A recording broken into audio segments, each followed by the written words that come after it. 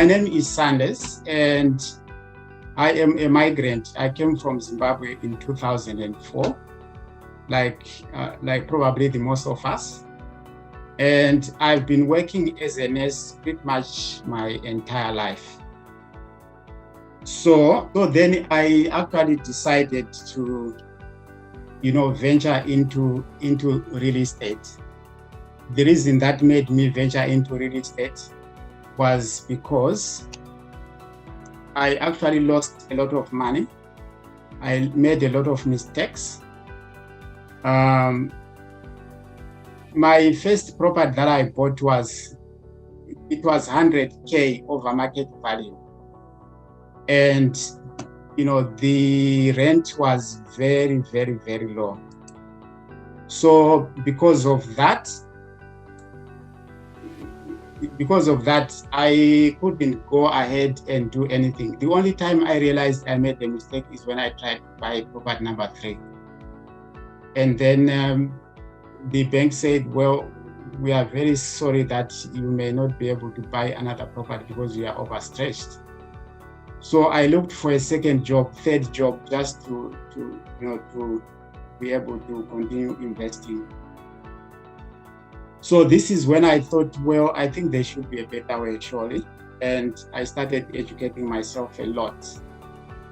And, to cut the story short, I researched all the Australian property market. I did every education you can think of around property investing, renovations, construction, land subdivisions, name it. So then when I was ready, that's when I then started investing. Hi, Sanders. Hi, guys. My name's Ellie from Lux Living Homes, one of 2 directors. So here we are. So I was trying to tell you about myself, and then in 2010, that's when I seriously looked at starting into investing. So I did a lot of strategies from, as I said, from renovations, house and land packages, off the plan packages. But then finally I ran out of money. And then that's when I actually went into developments. The reason I went into developments was really to make sure that I could be able to buy a property every year whenever I actually wished. So this is what it is about today. So my passion is to educate you guys and also be in the same situation that I am in now. This is the start of the presentation. I think for the majority of us, we have been taught, to go to school and, get the best job. So we go to uni, we end up with a degree or, PhD or whatever it is, just to be able to get a good paying job. And then the next thing, we see ourselves married. And after that, well, once you are married, you need somewhere to stay, and then you buy your own home. Obviously, that buying a home comes with a mortgage. So this is the cycle that we all do. For most of us, we actually rely on our jobs, and then we don't have any income to actually look after us during retirement. That's why a lot of people work until they are 75. And the government realizes that they've actually increased the retirement age to 75. So I don't know about you, but for me, I don't want to work until I'm actually 75. So traditionally, again, this is what the majority of us do. So I'll give you an example of there are 2 scenarios there. We've got one investor. I'll call them both investors just for the sake of the presentation. So the first one buys a home for 400K, and normally the mortgage is for 30 years anyway. So say this person is 25 years old. So by the age of 55, which is 2050, they would have paid their home completely. And their home obviously has grown up in value from 400K to 1.2 million. So this is great, it's okay. But the bad thing about that is there's no passive income. And the 1.2 million, even if they can't sell that home because they have nowhere to live. So, you are then stuck. So let us compare with the other investor. The other investor is in the same scenario. They started the same way. They on a 400K mortgage, 30-year loan, and this one is a forward thinker. So they are thinking about their future. They are thinking about how they can be able to look after themselves and their family during retirement.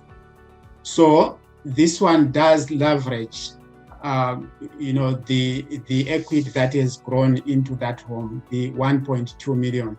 So they are using that as the home grows up in value, and they constantly buy a property every year or every 2 years, depending on the situation. And then this investor ends up with 10 investment properties at the end of the same period. And then the 10 homes are worth 12 million.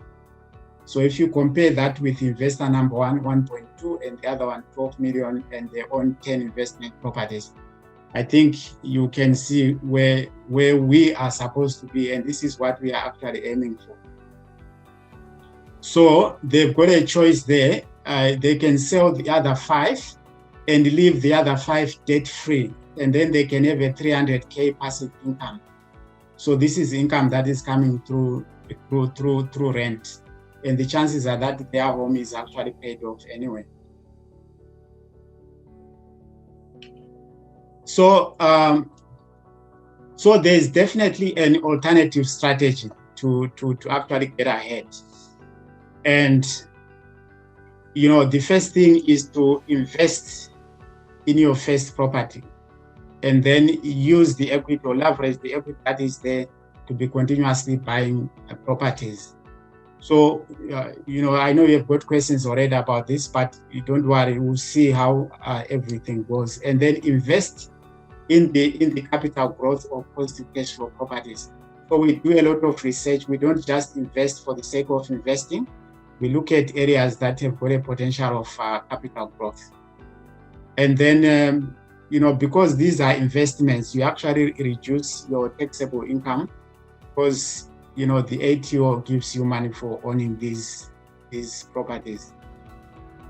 And then you repeat the same strategy numerous times, probably depending on your situation, every year or every 2 years. And then make sure your choices are financially self-sufficient. So this is when you need professionals to actually guide you, so that now and again that you are meeting your targets. So how then do we do this? So you carefully and methodically purchase one property per year, as we have discussed, and then utilize the equity that has actually been created, and then with a lot of due diligence and buying the right properties in the right locations. And then after a number of years, as I said, you sell the oldest properties and leave the newest properties to actually look after you. And the end result is a debt-free properties with the rent paying for the desired lifestyle that you actually desire. So why do we need to invest now? So this is a very, very interesting thing. And when I see all these things happening, I actually get so excited. So the interest rates are the lowest ever. And what does this mean? It's actually easier for us to borrow money from the banks. The only way we can be able to achieve this is by being able to borrow money from the banks. And then because of the low interest rates, it's actually cheaper as well to maintain the loans. So there was a time when the interest rates were as high as 7.5, and I understand before then they were as high as 13-15%. So you can imagine the interest rates now are as low as probably 2.5 or even lower. And then the other thing is increase in government spending. without the government spending money, usually the economy stalls. So last week, there was just the budget announcements about how the government is actually looking at getting us out of this recession, which is a very good thing. And I'll just highlight this. I am not any economist, but I've been following this critically. So infrastructure projects alone, they've been allocated around $11 billion. This is for all states and territories, from New South Wales to the Northern Territories, Tasmania, ACT, Western Australia, everywhere else. And then the construction sector has also been allocated around $688 million. So that's a substantial amount, not mentioning the $25,000 renovation and first home buyers grants. And then there also been a business support in terms of business write-off. And the government is also looking at, bringing global businesses into Australia to make sure that there's increase in jobs creation. And then the other department that has been affected, that is actually one out of this budget, is health. Health has been allocated around 1.7 billion, and this is supporting the COVID-19 vaccine creation and everything else, including support for aged care. So to me, this is, when I hear such news, this is actually very, very, very good for us as investors. So there's really nothing to fear in terms of where we are going. And then the other thing is population growth. Everyone needs a roof on their head, and the population keeps growing. There's a lot of migration going on, and so people will still need somewhere to live. And all these people that will come here to service all these other jobs, migrants that are coming in, they surely need a home to live in. So this is again something that's very, very powerful. So how then do we start to get started in property? So there's a number of ways. We are all in different circumstances, different situations in terms of investing. It's not a all size fits all, but definitely you should be able to start somewhere. So the traditional way is obviously saving money if you can, if you've got a target of what you want to achieve. And then I spoke about equity in your own home. I won't go much into detail about equity because Jeremy is actually going to explain that in a very expansive way. But in a short explanation, this is when your home has actually grown up in value. Say you purchased it for 400 and now it's worth 800. So that means you've got 400K there that you can access to actually start investing. I call this less money because that's your money. That's money that needs to work for you. Just in the first scenario, would you rather own one home or end up with 10 homes just using that equity that you have? And then the other interesting strategy is the self-managed super funds. That's another less money for you sitting there that you are trusting other people to manage the money for you. And while this is being managed by First State Super, Esther, or whoever there, whatever profit you make there, you are taxed at 30%. Whereas if you manage it yourself, whatever profits you make, you are taxed at 15%. So a lot of our clients are actually smashing it. They are using their super to invest. Some have got 2-3 properties or more, depending on how much super you have there. And you are also allowed to have not only one, you can have 2, 3, or 4, or 5 members in there. So you can come together and put money together and actually start investing. And then the other way of investing is the joint ventures. So joint ventures is a very broad definition, but this is just when 2 or more people come together for the purpose of putting money together and be able to invest. We'll show you examples of some of the joint ventures, including self-managed super fund purchases and everything like that. And then the last one is positive gearing. I only picked the 4. There are other ways, but these are the major ways that you can actually do that. So positive gearing is what we do every day. That's what we support. So positive gearing is the opposite of negative gearing. A lot of investors are losing money because of negative gearing. They think that they are investing. To me, I don't call that investing. It's like someone creating a business to lose money. I've never known anyone doing that.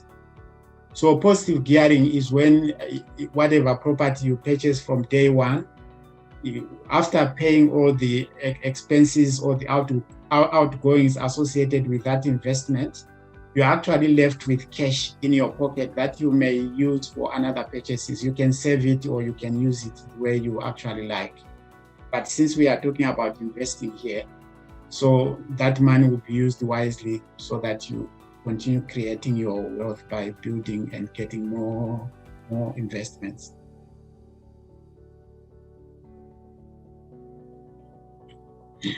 So then going forward, we are now getting into the right mood. So I'm going to show you some of the investments that our clients have been purchasing.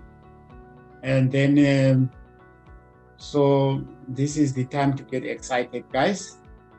If you need to grab a cup of coffee or a glass of water, because I need you to concentrate and see that this is really something that is very, very, very achievable. So to start with, I've got this property here. So this is for an investor who has actually cashed up. This is through a self-managed super fund. And they didn't want to borrow money from the bank. So they had 650K. So they bought this outright. And they are getting 600 a week. And they purchased it for 650. And this is in a very high growth area. So they are after capital growth. So you can see there, obviously they've got their 650 in there. But the good thing about that is the tenant is paying 600 per week, which is about 2,400 a month.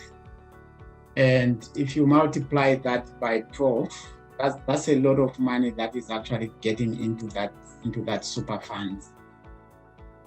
So, and coupled with the capital growth, like in 10 years, if that same property doubles in value, that will be about 1.3 million.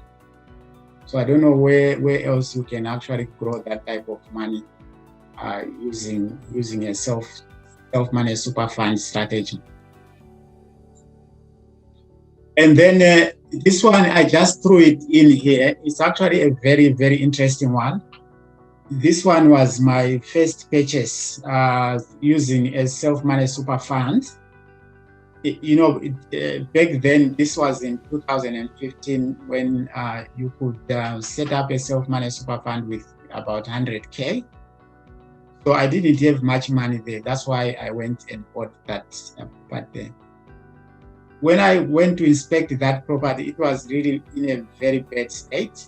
The carpets were very smelly and the walls were all sort of damaged. And so all we did is we purchased for 265. We just used 10K for a renovation, and it took us about 2 weeks to do the renovation. And then we just waited for a month and we got it revalued for 350K. So just by doing that cosmetic renovation. So, that means we made around 80 to 85K in under a month. And if you look at the rent, it's renting for 330 per week. So that's no brainer. That's why we actually bought that property. And we had a recent valuation on that. So we bought this in 2015 and now it's worth 450. So this is again a self-managed super fund strategy. And then the next one, I love this one. This one is a very good one, although it wasn't purchased in a self-managed super fund. So this is about a client who just wanted positive cash flow. So if you can look at the houses, it's a double-story house. It's self-contained upstairs. So it has got 3 bedrooms upstairs, and it has got a bathroom, a toilet, kitchen, everything you can think of. And then the same downstairs is a 1-bedroom, and it's also self-contained. So the combined rent, you can rent it upstairs and downstairs, and it's rented for $560 a week. It's what we call positive gearing. So this client is not losing money from day one. They're actually getting money back into their pockets. And this is how you actually accumulate such things. And when you go to the bank to borrow money, the bank will always give you money because you are not losing money by owning this type of assets. And then the next one, now we are becoming more and more creative. So if you can look at this house again, it's a house that is sitting on 900 square meters of land, and the house is sitting at the front. I think we can't see very well, but if you look on your left, there's a garage there. There's a very big access to the back. So the intention there is the house looks very nice. You don't need to do much on it. So this property was purchased there are no figures there, but I remember very well it was purchased for $240,000. And the intention is to build another townhouse at the back. And then you have multiple choices. So you have got a choice of keeping both and renting them a positive cash flow, or you can sell the old house and leave the one at the back. Or you can leave both, depending on your circumstances. But if you were to sell both of them after construction, you would recoup all your money that you put in there and walk away with another $125K. So this is when you are short of cash and you need to build more money to be able to do better deals, or maybe in better locations. Another thing you may realize is that all our properties that I'm going to show you today, there is no property that was purchased for $800,000 or $1 million. There's a very good reason for that. The higher the purchase price, the lower the rent that you're actually going to get out of it. And even in terms of capital growth, we have found that properties that are purchased at a lower, that are purchased lowly, they actually increase in value very, very, very, very quickly. Like for this one, it was purchased last year, as I said, for $240,000. And I did a research yesterday. The same properties are selling for $320K. So these are areas that are actually very, very well risked. And then the next one, as you can see now, this is a duplex. So again, we are after money. This is a client that they just want to build and sell. But having said that, for this client, they ended up selling one and actually keeping one. So after refinancing and everything, their debt was left as 428. And then they got all their money for that they used in the cost of building and the acquisition of the land. And then they had a profit of 105. The profit is low because they didn't sell both. But however, who cares if I can make $105,000 in 8 months?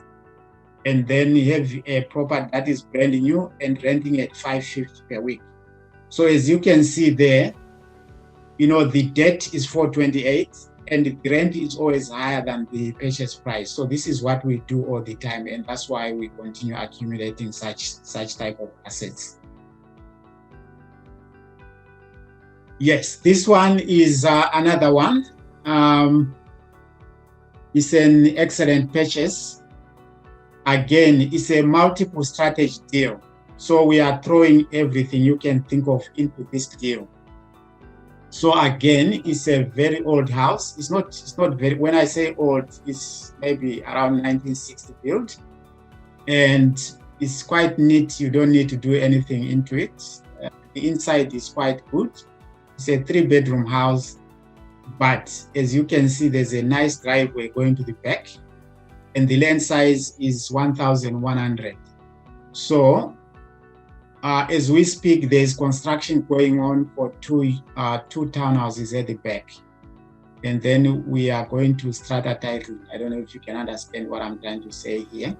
And then, so we end up with 3 properties on the same piece of land. So then the client will actually have a decision on whatever they want to do. So either they sell the 3 homes, or they can sell the old one and actually leave 2. So by so doing, in 1 year, they've already acquired 2 properties. So they are already on their goal to reach, property number 10.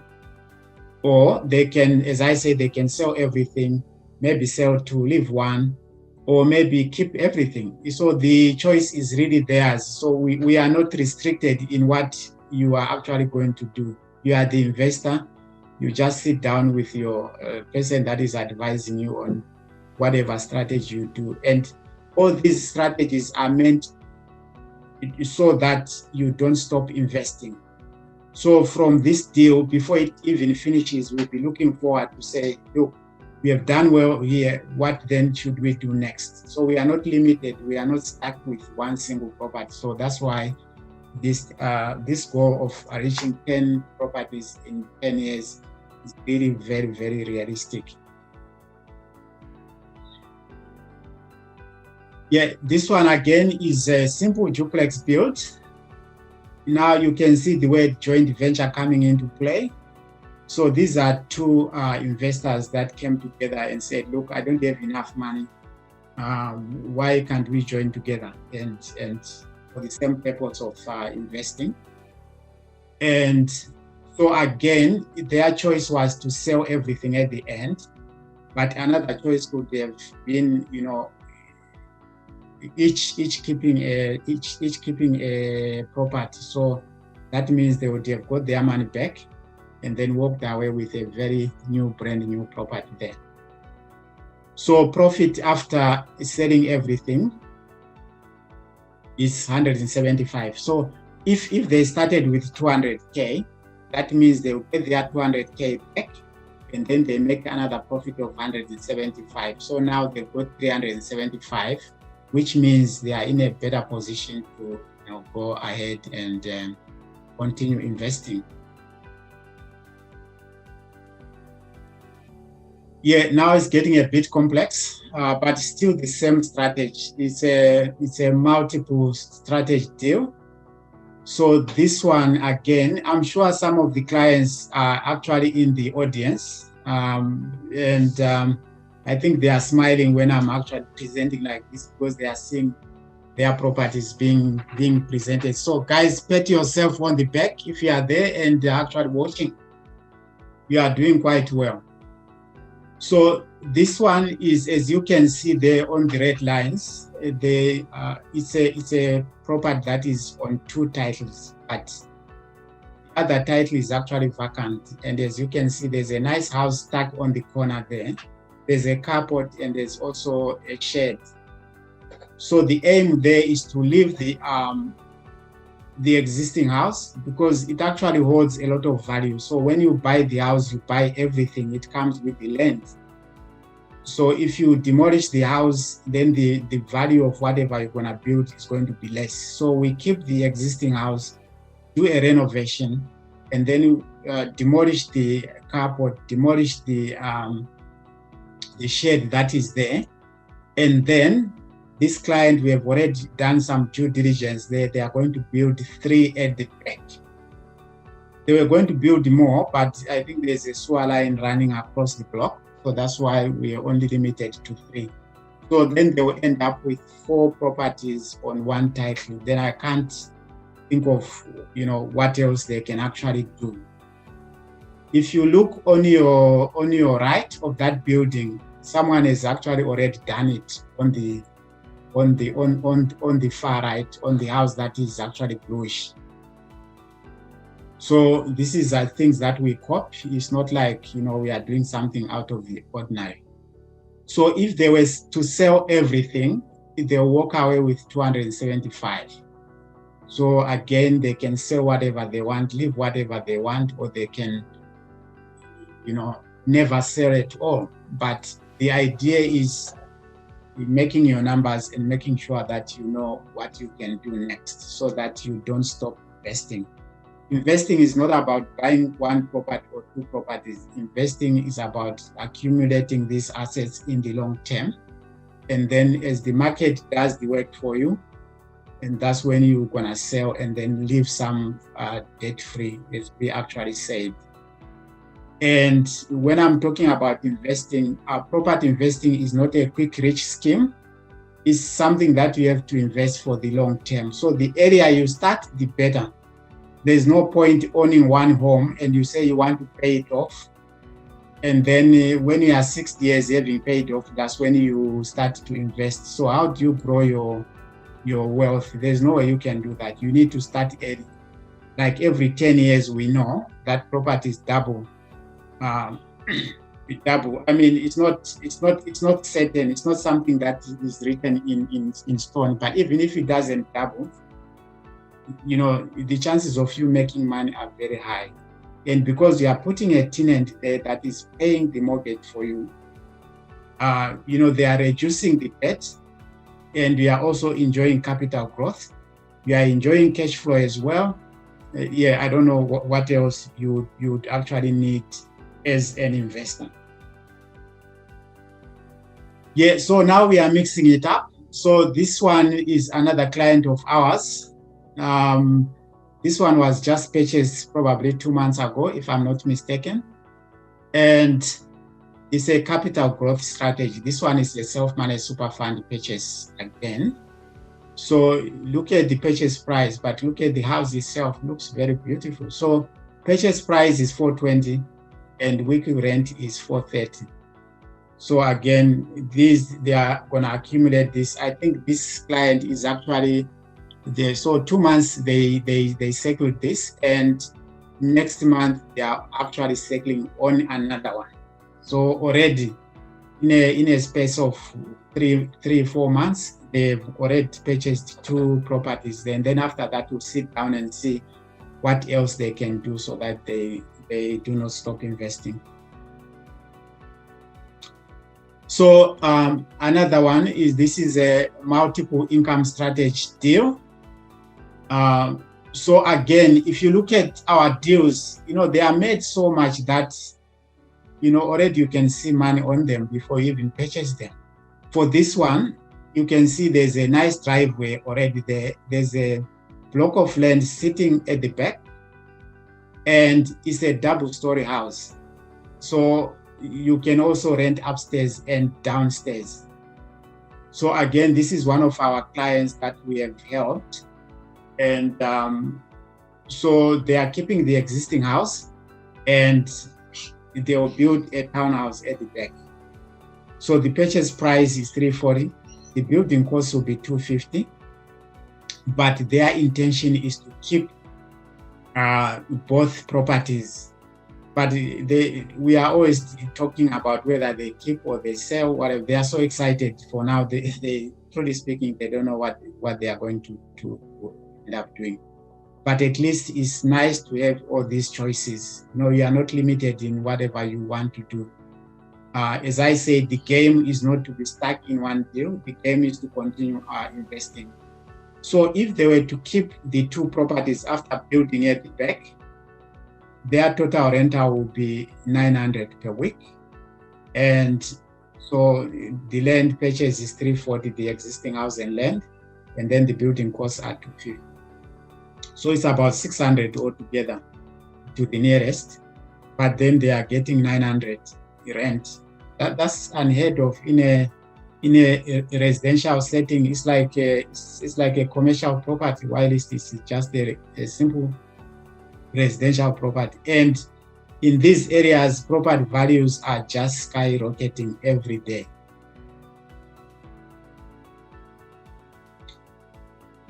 And then finally, this is one of a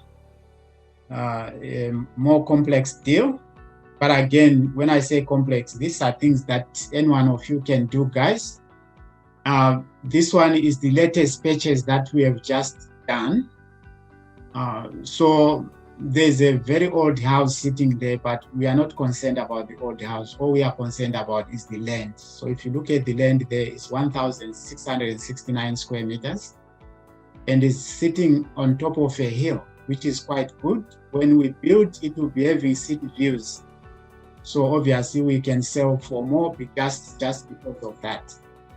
But the intention there, if you look at the frontage, is quite wide, 24.21 square meters. The depth, meaning going down to the back, is 76 on the other side and 89 on the other. But because the front slopes, so we can't build anything there. But from where the house is going back, that's where we are going to build the 6 townhouses.